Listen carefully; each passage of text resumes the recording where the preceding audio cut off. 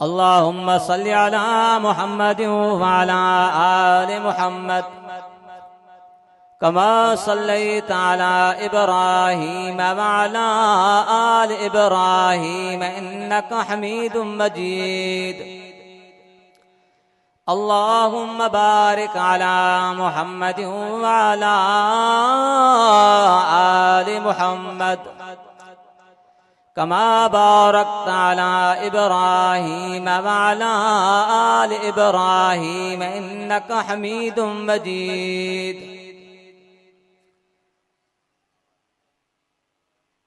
कोट कान्या कलवदा जा गयूर मुसलमान भाईरो अवां जे साम्हूं अल्लाह तबारक व तआला जे कलाम मुक़द्दस 21 सिपारो सूरत अहज़ाब जे हिकड़ी आयत जो कुछ हिस्सो तिलावत कयो आहे। अल्लाह तबारक व तआला खां दुआ आहे त मूंखे सही माना में समझाइण ऐं मूंखे सही माना में समझण उन खां बाद में मिड़नी खे अमल करण जी तौफ़ीक़ अता फरमाए।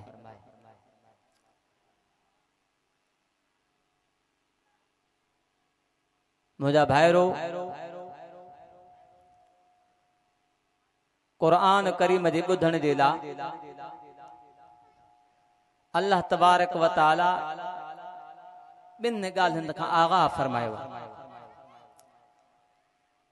हिकु त जॾहिं अल्लाह जो क़ुरान पढ़ियो वञे फस्तमिउ लह कन ॾियो, ॿियो व अनसितू चुप कयो। जॾहिं ॿ कम असां कंदासीं पोइ अल्लाह ताला फरमायो मुंहिंजी रहमत जा दरिया तव्हांजे झोलनि में अची करे पवंदा। इन जे करे मुंहिंजा भाइर जेके बीठल आहिनि जे पिंडाल में वेहंदा त अञा वधीक भलो थी पवंदो इंशाअल्लाह। ॻाल्हि या त रब जे क़ुरान जी हूंदी या नबी जे फरमान जी हूंदी, छो त असां तव्हांजो साईं दिलबर नबी नबीयनि जो सरदार आमिना जो लाल सल्लल्लाहु अलैहि वसल्लम पंहिंजा 63 साल जिंदगीअ जा गुज़ारे करे असां तव्हांखे ही तोहफ़ो ॾेई विया। हाणे अल्लाह जो तारीफ़ बि ही कराईंदो, नबी मुस्तफ़ा जो तारीफ़ बि ही कराईंदो, क़ब्र क़यामत जा अहवाल बि ही ॿुधाईंदो। पाण सुबुह जो उथंदा आहियूं त इख़बार घुराईंदा आहियूं, ॾिसूं त अॼु मुल्क में छा थियो आहे, या इंटरनेट फेसबुक खोलींदा आहियूं ॾिसूं त अॼु मुल्क में छा थियो आहे। मुसलमानों असां तव्हां कॾहिं हिन खां पुछो आहे त ही बहरहाल जेका मूं आयत तव्हांजे साम्हूं पढ़ी उन में अल्लाह तबारक व तआला फरमायो फरमायन नबियो औला बिल मुमिनीन मिन अनफुसिहिम। नबी मोमिनन खे पंहिंजे जाननि खां वधीक प्यारो आहे। काथे लिखियो पियो आहे मुसलमानों आखाणनि जो किताब नाहे, उहो किताब आहे ज़मीन आसमान जे पैदा थियण खां पहिरियां करीम अल्लाह हिन कलाम जी पाण तिलावत कई आहे। तिलावत ॿुधी करे मलाइक सगोरा कई हज़ारा साल मुबारकूं पिया ॾियनि। वाजा सीना हूंदा जेके न के सांढींदा, वाह जी उम्मत हूंदी जेका न क़ुरान करीम खे खणंदी। याद रखो मुसलमानों उन क़ुरान करीम में 21 सिपारो आहे, सूरत अहज़ाब आहे, रुकू नंबर पहिरियों आहे नबियो औला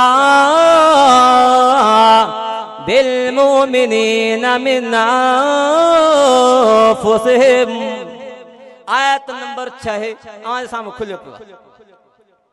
क़ुरान जो पढ़ण भी सवाब आहे, दीदार भी सवाब आहे। सॼो जेको प्रोग्राम कयो वियो आहे हिन जे करे कयो, हिन जे करे न अब क़ुरान जो जलसो थींदो। न त काथे तव्हां कलौड़ा, काथे मां शर्र, काथे साईं फ़कीर हाकिम बुलटू, काथे साईं अब्दुल अलीम साहब गांगरा, पर हिन क़ुरान जे करे असां गॾु आहियूं। हिन क़ुरान करीम उहा दोस्ती बि ॿुधाई। पर में मां तव्हांखे ख़ुशख़बरी ॾिनो थो वञा, दीन जे करे तव्हां दोस्ती रखी आहे। हिन कलाम में लिखियो पियो आहे त क़यामत जे ॾियारे आहे दोस्ती ॿिए खे कमु ईंदी। लिखी कुरान अल-खिल्ला यौमइज़ बाबुहुम लिबाब अदूनिल मुत्तक़ीन। क़यामत जे दिहाड़े समूरा दोस्त हिक ॿिए जा दुश्मन बणिजी बीहंदा। वो मंदिर अल्लाह जी कुरान बयान कयो। जेके गरीब हूंदा अमीरन के छा चवंदा, अमीर हूंदा गरीब के छा चवंदा। अल्लाह जी कुरान में लिखियो पियो आहे, ओ मुंहिंजा भाउ अञा मौत न आहे, अञा असां तव्हांखे अल्लाह हयाती ॾिनी आहे। अचो न कुरान खे ॿुधूं। जिन माण्हुनि चयो त असां कुरान ॿुधंदासीं उन्हनि जो हाल कुरान खां पुछूं। लिखी कुरान वक़ाल अल्लज़ीन कफ़रू लन नुमिना बिहाज़ल कुरान वला बिल्लज़ी बैन यदैहि वलौ तरा इज़ ज़ालिमून मौक़ूफ़ून इंद रब्बिहिम। ये सोनो कुरान जे साम्हूं खुलियो पियो आहे। सिपारो 22 आहे, सूरत सबा है, आयत नंबर 31 है। जिन माण्हू चयो लन्नो मेला बिहादल कुरान, असां इन कुरान जे मथां यकीन रखंदासीं, कुरान के न मञींदासीं। अल्लाह ताला फरमाए मुंहिंजा महबूब उहो ज़मानो बि ईंदो, ही जहान छॾींदा, रब जे कोरट जे साम्हूं ईंदा। वलौ तरा इज़ ज़ालिमून मौक़ूफ़ून इंद रब्बिहिम। जॾहिं रब जे कोरट जे साम्हूं पेशी थींदी पोइ यरजिउ बाबुहुम। अॼु असां तव्हां हिक ॿिए खे चवंदा आहियूं तूं जेकॾहिं थोरी कोशिश करी हा त को न पकड़जऊं हा, तुंहिंजी गफ़लत जे करे जे पकड़जी पियासीं। अल्लाह ताला मंज़र बयान कयो आहे यरजिउ बाबुहुम इला बादिनिल क़ौल। हर बाज़ जो बाज़ जे मथां ॻाल्हियुनि जे एतबार से रुजू कंदा। छा चवंदा? कमज़ोर चवंदा। यक़ूल लज़ीन इस्तुज़इफ़ू लिल्लज़ीन इस्तकबरू। कमज़ोर चवंदा वॾेरनि खे तव्हां जेकॾहिं न हूंदो हा असां ईमान वारा बणिजी पऊं हा, असां क़ुरान जा हामिल बणिजी पऊं हा, क़ुरान जा कारी बणिजी पऊं हा, क़ुरान जा आमिल बणिजी पऊं हा। पर आड़ में जेको तव्हां वॾेरा बणियो। ये अल्लाह जो क़ुरान किसा कहानी ना छा चवंदा लौला तुम लकुन्ना मोमिनीन। तव्हां जेकॾहिं असांजे दरमियान में दीवार हाइल न थियो हा असां ईमान वारा थी पऊं हा। पर उहे माण्हू जेके दुनिया में ॾाढा बणिया क़ाल लज़ीन इस्तकबरू लिल्लज़ीन इस्तुज़इफ़ू अनहनु सददनाकुम अनिल हुदा बाद इज़ जाअकुम बल कुंतुम मुजरिमीन। वॾेरा चवंदनि ॾाढा मुड़स चवंदनि जिन जूं वंगारूं वहंदा हा। अॼुकल्ह थिए न थिए करे तो फलाणे माण्हू जिन जूं वंगारूं वहंदा हा उहे बि फिरी वेंदा त असांजो न वञे, उहे बि फिरी वेंदा। छा चवंदा अल्लाह जे क़ुरान केॾो न अजीब अंदाज़ में सम्झाए थो। असां न रोज़ाना ॿियो न रुकूं अल्लाह जे क़ुरान जो तर्जुमे सां पढ़ूं त इंशा अल्लाह दिमाग़ जा वाल बि खुली वेंदा, दिल जा वाल बि खुली वेंदा। को न विढ़ंदासीं पाण में भाई भाई बणिजी पवंदासीं। अल्लाह जे क़ुरान जो फ़ैसिलो आहे। वातसिमू बिहब्लिल्लाहि जमिया। अचो अल्लाह जे रस्सीअ खे मज़बूती सां पकड़ी वला तफरकू कोन विढ़ंदो पाण अॼु धेड़े जो सबब बुनियादी हुआ जो असां हिन क़ुर खे छॾे ॾिनो त यादि रखो उन अल्लाह तबारक व तआला फरमायो क़यामत जो दिहाड़ो थींदो वॾेरा शाही चवंदा उन्हनि कमज़ोरनि खे अनहनु सददनाकुम अनिल हुदा बाद इरजाकुम बल कुंतुम मुजरिमीन। अरे छा असां तव्हांखे रोकोसीं? तव्हां पाण मुजरिम हो, तव्हां वटि हक़ कोन आयो, तव्हांखे ख़बर कान पए त ही हक़ आहे ही कूड़ा, ही सच्चा ही कूड़ा, ही हक़ आहे ही बातिल आहे, तव्हांखे ख़बर कान पए पोइ बि तव्हां असांजे लड़ लॻो। अल्लाह तबारक व तआला फरमायो वरी कमज़ोर चवंदा उन्हनि खे ॾींहं राति जो दाबा ॾींदा हुआ असांखे मतां जे टिकट लॻाओ तव्हांजे दाबनि जे करे असां कोन वियासीं। उहो लिखियो अल्लाह जे क़ुर वक़ाल الذين استضعفوا للذين استكبروا मुसलमानो दावत ॾियाव भले पेन पनो खणो अल्लाह जी क़ुर जी आयत जो हवालो लिखो 22 सी पारो सूरत सबा है आयत नंबर 32 है फरमाए वक़ाल الذين استضعفوا للذين استكبروا बल मकरुल लैल वन्नहार। अल्लाह ताला फरमायो कमज़ोर चवंदा उन्हनि ॾाढनि जे लाइ बल मकरुल लैल बल्कि तव्हांजो राति ॾींहं जो मकर जो इल्तामरून ना तव्हां असांखे हुकुम कयो अनकफुरा बिल्लाह वनजअल लहू अंदादा। अल्लाह ताला फरमायो ये माण्हू हिक ॿिए खे चवंदा तव्हां असांखे हुकुम कयो हो बुत परस्ती जो तव्हां हुकुम कयो हो कुफ्र जो तव्हां हुकुम कयो हो शिरक जो तव्हां हुकुम कयो हो वसरुन नदाम पंहिंजी पिशेमानी खे लिकाईंदा ओली महिल पिया हसरत जा तणदा क़ुर जा वाइस थींदा अल्लाह जा वली समझाइण ईंदा पर असां कोन समझोसीं। लिखियो पियो त क़ुर में यौम यअद्दु ज़ालिमु अला यदैहि यक़ूलु या लैतनी इत्तख़ज़तु मअर रसूल सबीला या वैलता लैतनी लम अत्तखिज़ फुलानन खलीला या वैलता लैतनी लम अत्तखिज़ फुलानन खलीला।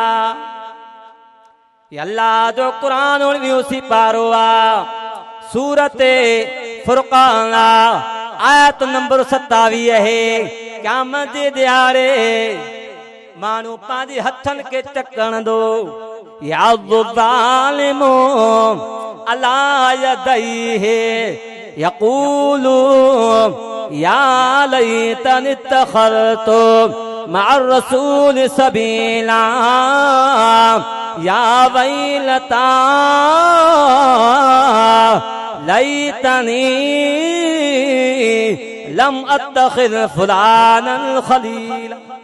ऐ काश मां फलाने के दोस्त करे न वठां छो दोस्त करे न वठींदा छो सादे सबब जे करे लक़द वदल्लनी आदमी तो नान आदा छद ये मुल्ला जो कुरान मुल्ला जो गालियूं अल्लाह अगे बुधायो मता सुबानी ये न चवणो पयो ये सोने कुरान जो गालियूं मुसलमान मुल्ला जो गालियूं ना मामा के हवालो भी दिनो सिपारो भी बुधायो पार जेका सूरत भी बुधाई छा चवंदा लक़द वदल्लनी अन ज़िक्रे बाद इज़जानी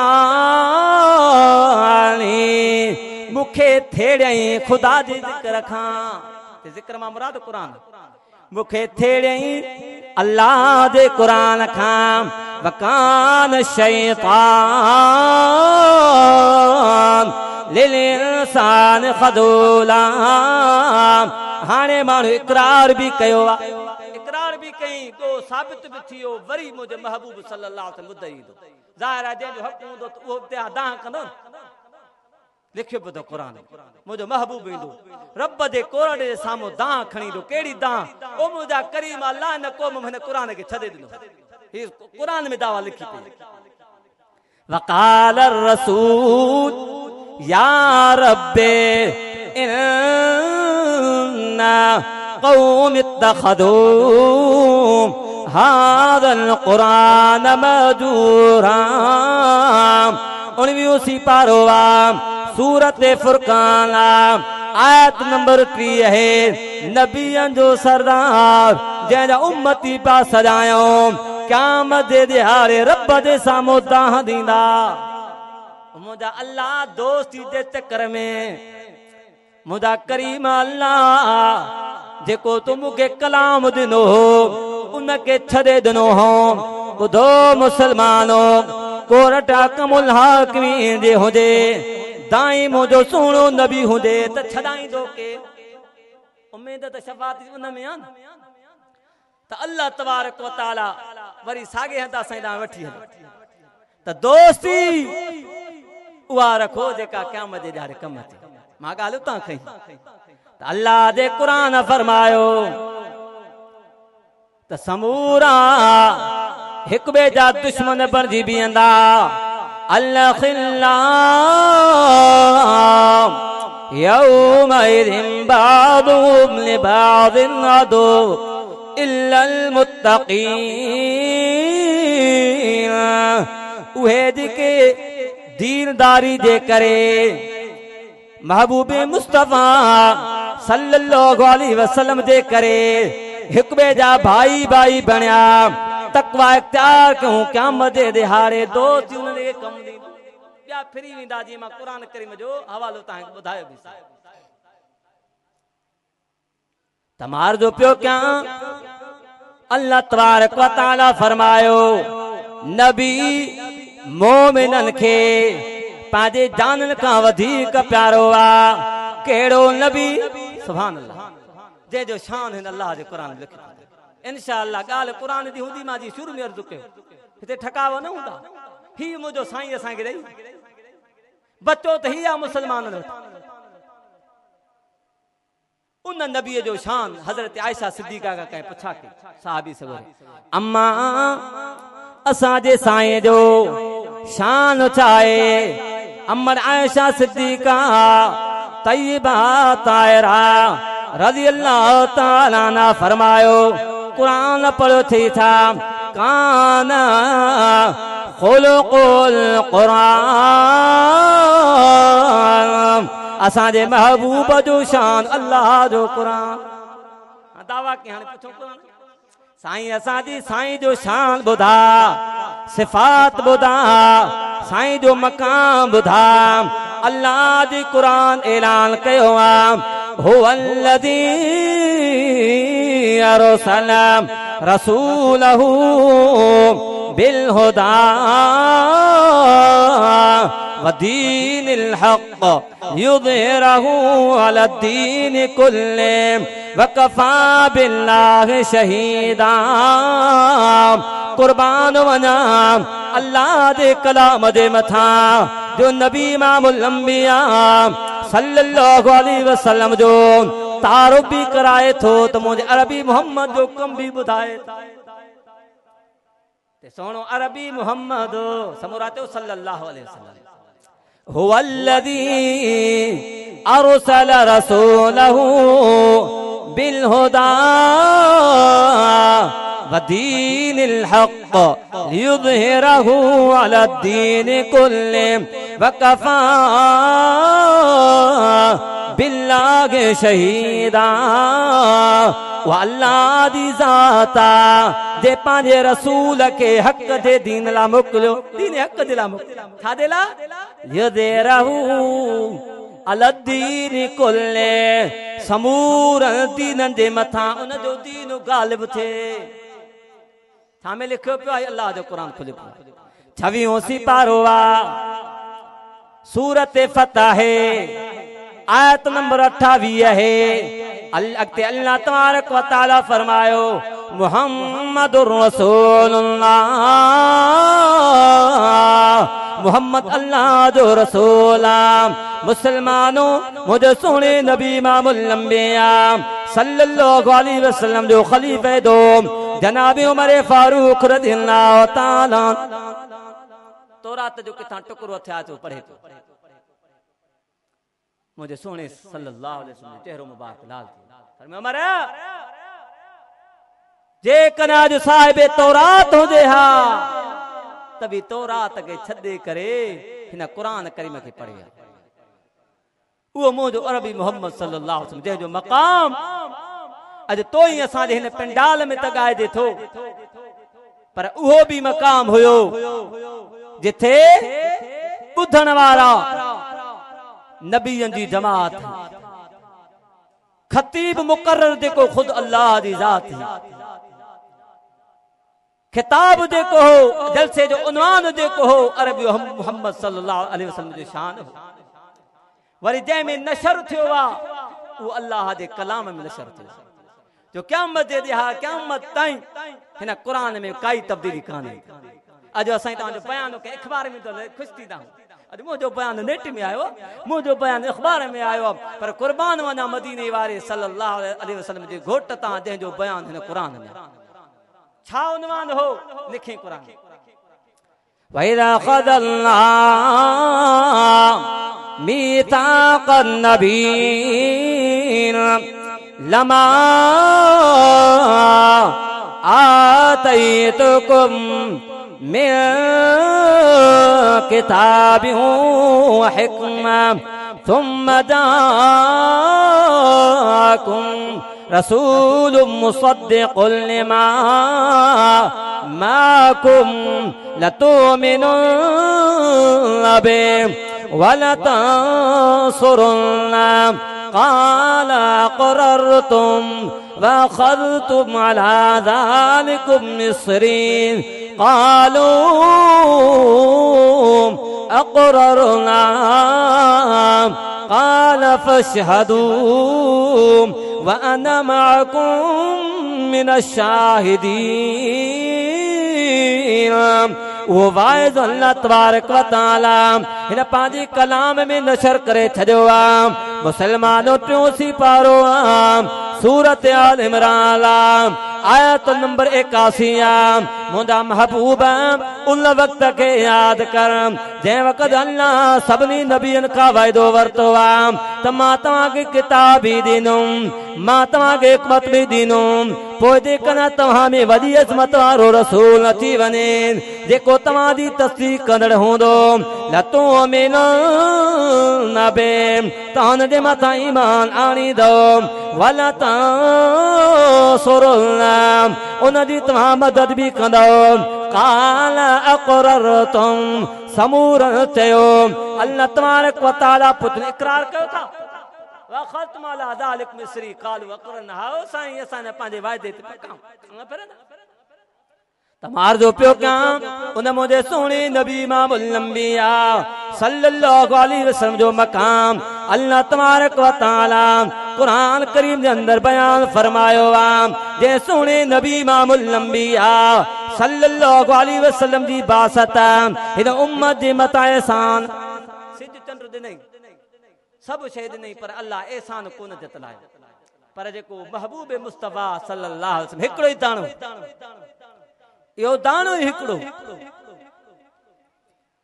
इने जे करे उलमा इकराम पंहिंजे पंहिंजे अंदाज में भी लिखियो जॾहिं मुझे सोने नबी इमामुल अंबिया सल्लल्लाहु अलैहि वसल्लम जी विलादत बासादत थिया हर के पंहिंजे पंहिंजे अंदाज में अरबी मोहम्मद सल्लल्लाहु अलैहि वसल्लम जो शान गायो अमर आमिना थी हेड़ो बच्चो कदी मां न ॾिठो अमर हलीमा फरमाए थी एड़ो बच्चो कदी मुझी गोद में न आयो जेके मक्के वाला चवनि था ख्वाजा अब्दुल मुतलब चवे थो हेड़ो बच्चो कदी मां काथे ॾिठो ही कोने को मुसलमानों जेकन जिब्रील अचे हा वो भी पांजे लफ्ज़न में चवे हा हजरत आदम अलैहिस्सलातु वस्सलाम का वठी करे जनाब ईसा रूहुल्लाह ताईं सब नबी मुंह ॾिठा पर हेड़ो नालो मां काथे न ॾिठो आ।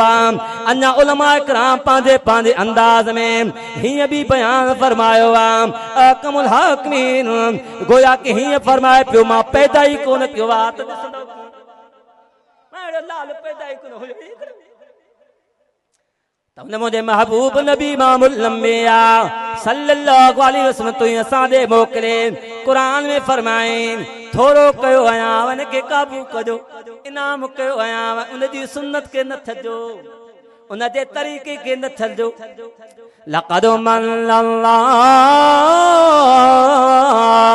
अलल मुमिनीना इज़ बअस फ़ीहिम रसूला मिनहुम यतलू अलैहिम आयातिही व युज़क्कीहिम व युअल्लिमुहुमुल किताब वल हिकमा। त अल्लाह मोमिनन जे मथां थोरो कयो आ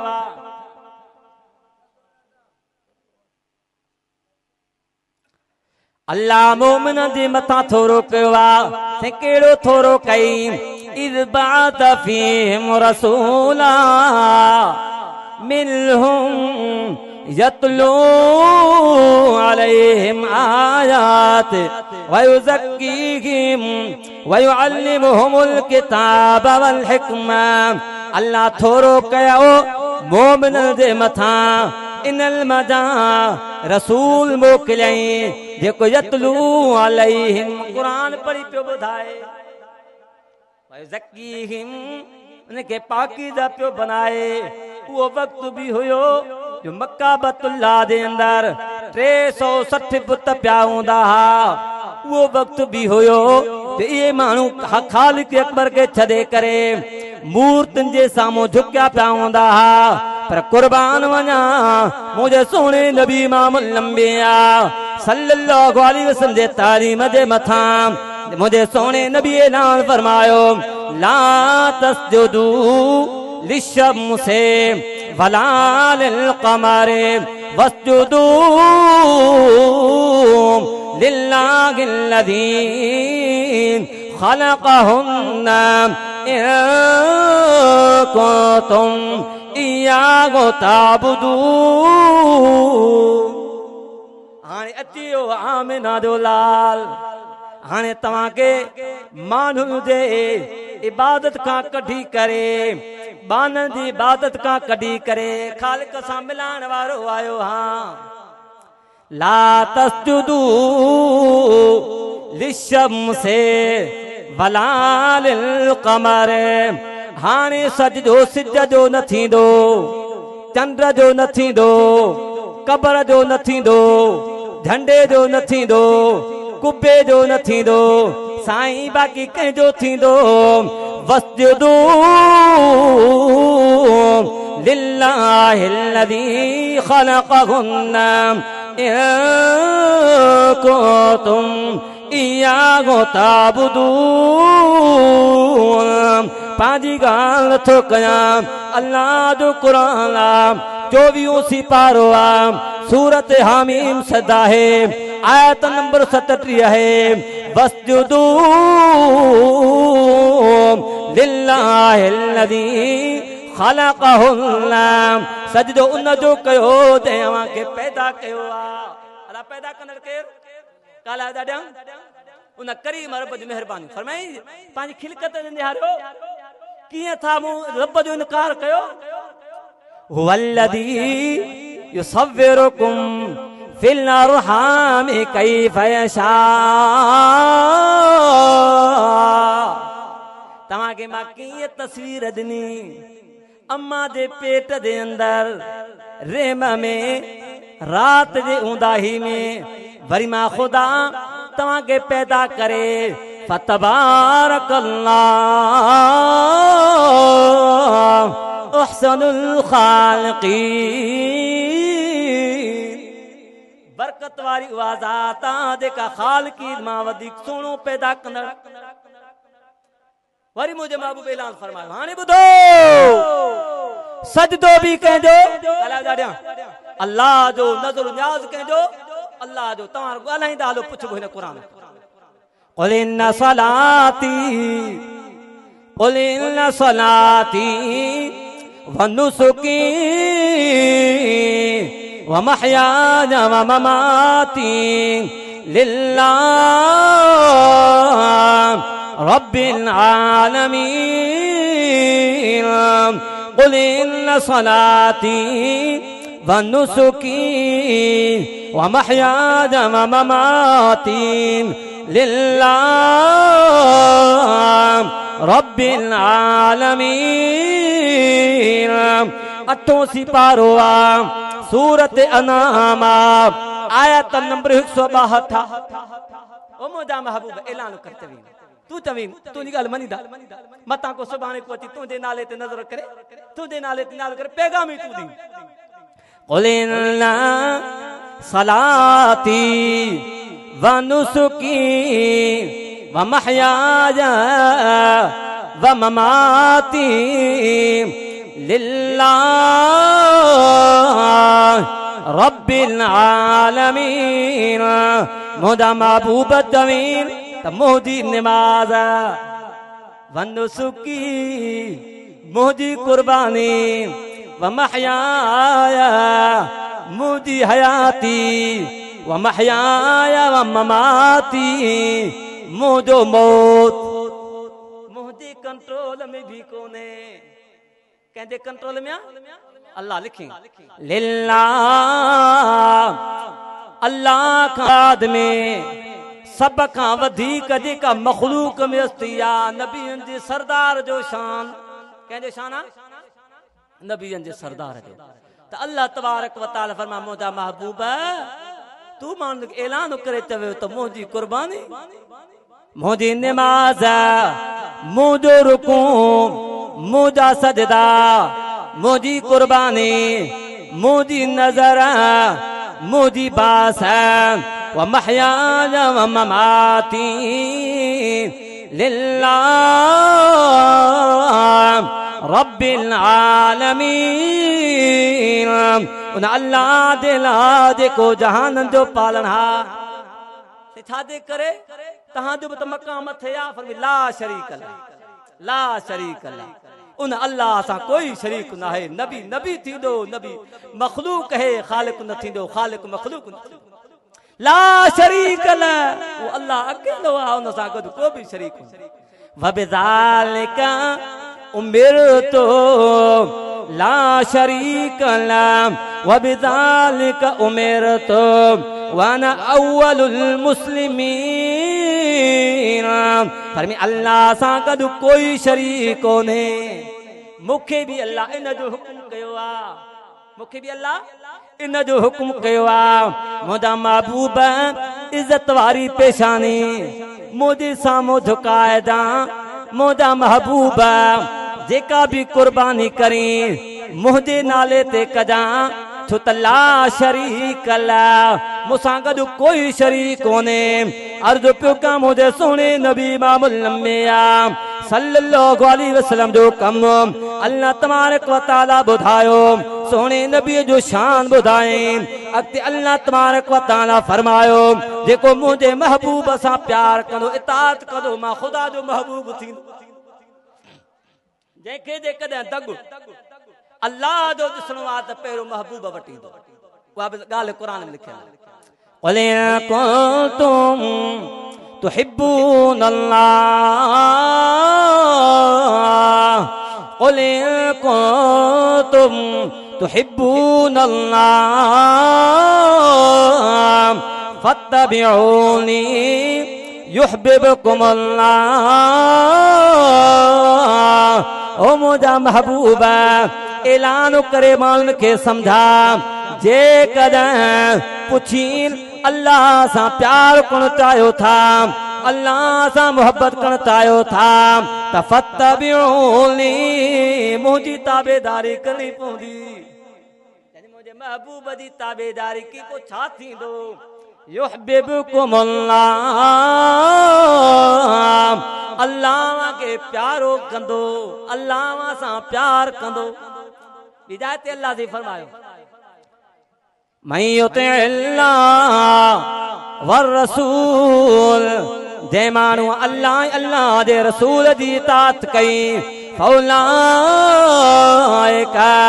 मअल्लज़ीना अनअमल्लाहु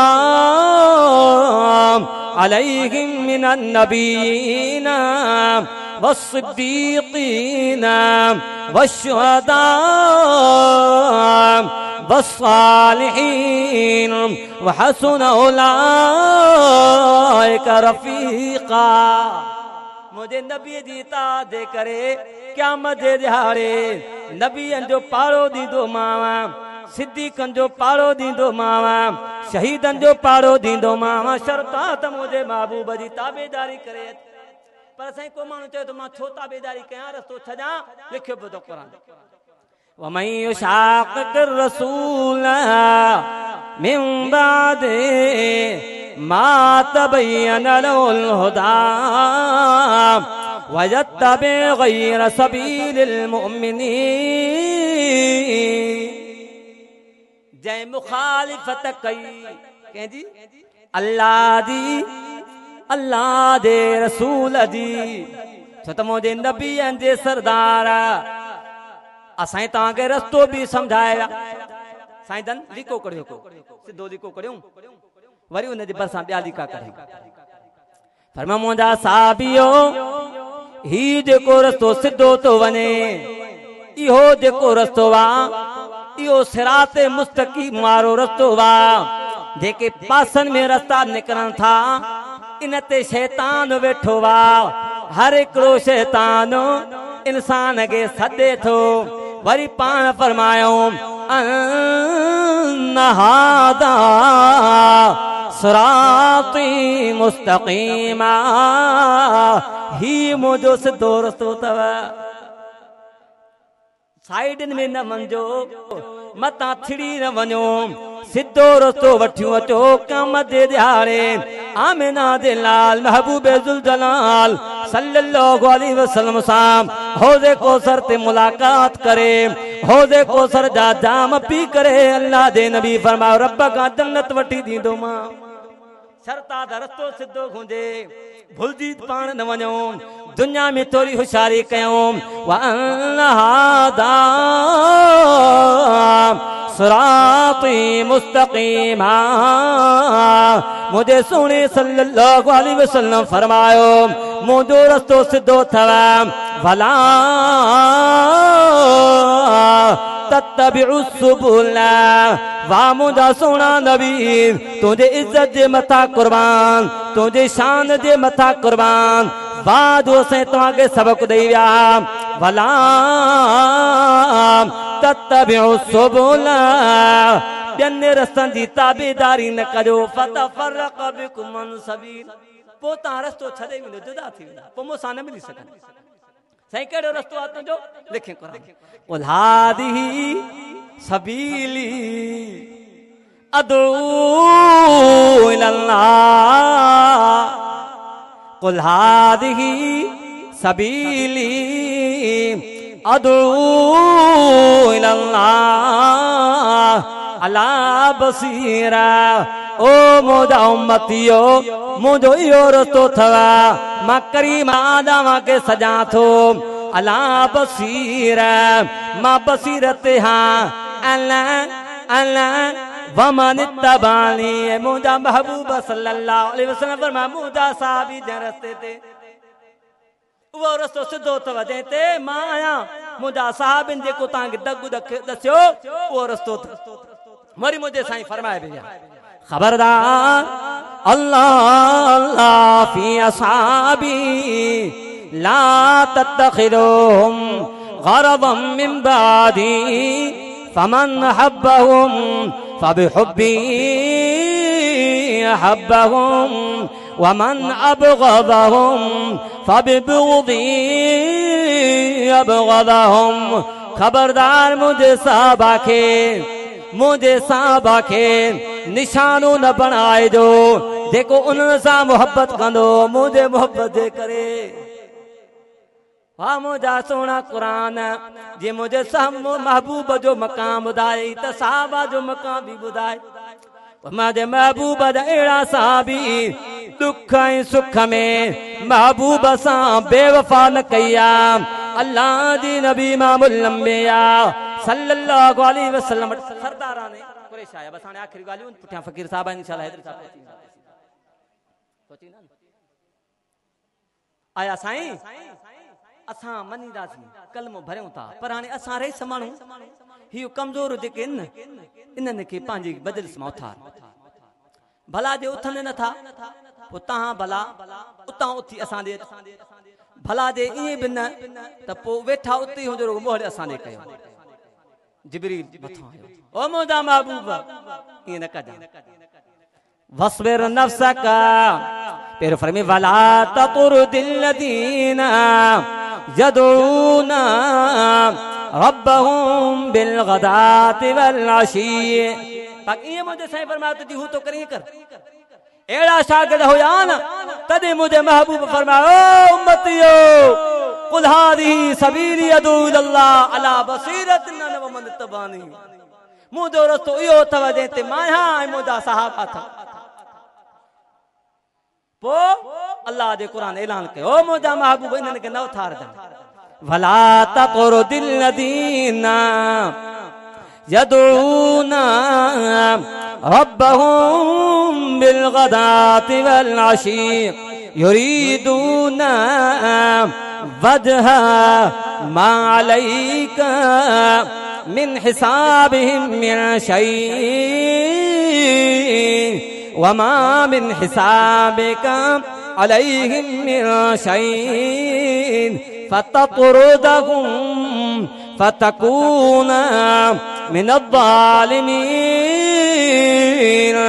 अल्लाह जो कुरान वाजे सामो खुलियो पियो पारो नंबर 7 है सूरत अनाम आयत नंबर 52 मुझा महबूब न तड़ जा उन्हनि खे यदूना रब्बहुम जेके पंहिंजे रब खे था सॾनि सुबुह ऐं शाम युरीदूना वजहा दुनिया जी लालच कान थनी रब जो रज़ा जो इरादो कन था पिया मालिक मिन हिसाबि मिन शै वमा मिन हिसाबिका अलैहि मिन शै नाए तुंहिंजे मथां इन्हनि जे हिसाब खां का शइ न वरी तुंहिंजे मथां इन्हनि जे मथां का शइ फततुरदहुम खबरदार जेकॾहिं पंहिंजे मजलिस मां इन्हनि खे उथारींदी त फतकून मिन अज़्ज़ालिमीन तू ना इंसाफ़नि मां थी पवंदी अल्लाह पार थो करे मुंहिंजा महबूब उन्हनि जी पार थई जेकॾहिं तू इन्हनि खे उथारियो पियो यादि रख तू ना इंसाफ़नि मां थी पवंदे वरी ॿी जाइ ते ॿियो खुटको थिए पियो भला मां वेठो ई रहां क्योंकि मुहरो दे के वस्बिर नफ्सका मअल्लज़ीना यदूना रब्बहुम बिल गदाति वल अशी युरीदूना वजहा वला तादु ऐनाक अन्हुम तुरीदु ज़ीनतल हयातिद दुनिया वला तुति मन गफलना क़ल्बहु अन ज़िक्रिना पाण भी न उथजां हुननि खे त उथारण परे जी ॻाल्हि पर तूं बि न उथजां रोके रखो तूं हिननि खे पंहिंजो पाण खे हुननि सां गॾु युरीदून वजहा मुंहिंजा महबूब इन्हनि जो इरादो जेको अल्लाह जी रज़ा वारो ॿी सूरत निकिरे पे वेठो हुजां पर निहारा होदे फरमाइए बिना वला तादु ऐनाका अन्हुम मुंहिंजा महबूब पंहिंजे नज़रुनि खे बि उन्हनि खां न फेराइजां छो तुरीदु ज़ीनतल हयात दुनिया तो इरादो तो करें दुनिया जी ज़ीनत जो यानी ये मानू भी कलमे गोथी वनन मुझे महबूब जी भी काई लालच कान ही सिर्फ इहो हो त वडेरा जेकॾहिं मुसलमान थींदा त उन्हनि सां गॾु ॿिया बि मुसलमान पर मुंहिंजा महबूब वला तुते मन अगफलना क़ल्ब मां इन्हनि जे दिलनि जे मथां मोहर हणी छॾी आहे बस ये ईमान कोन आणींदा हाणे मुंहिंजा महबूब तोखे पंहिंजा साहबा संभाल उन्हनि जे मथां मेहनत कर ऐं थियो ईअं मुंहिंजे महबूब जे बावफ़ा शागिर्दनि दुनिया जे कुंड कुड़छ ताईं मुंहिंजे महबूब सल्लल्लाहु अलैहि वसल्लम जो दीन ही अल्लाह जो कुरान पहुंचाए बदलेगा ज़माना लाख मगर कुरान न बदला जाएगा बदलेगा ज़माना लाख मगर कुरान न बदला जाएगा ये कौल मोहम्मद कौल खुदा ये कौल मोहम्मद कौल खुदा फरमान न बदला